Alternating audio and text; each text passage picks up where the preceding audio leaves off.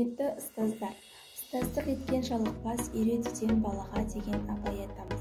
Сіздердің бізге берген тәлім тәрбиелеріңіз, білімдеріңіз, үлгі өнегелеріңіз жас ұрпақ үшін өлшеусіз.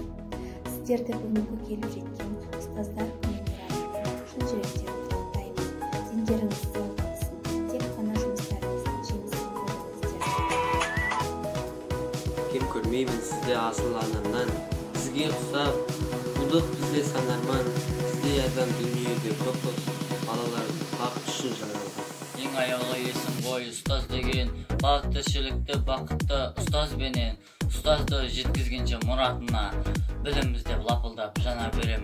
Ұстаз болу жүректің батырлығы, ұстаз болу жүректің ақындығы, ұстаз болу сезімнің күн шуағы, азбайтұғын адамның алтындығы.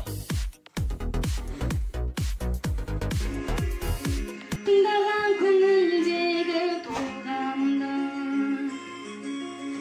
шыналған тәрбиемен талғамды,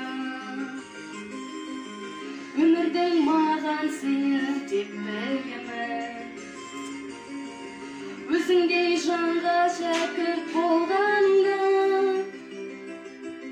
талпынған балапаным ұянағы,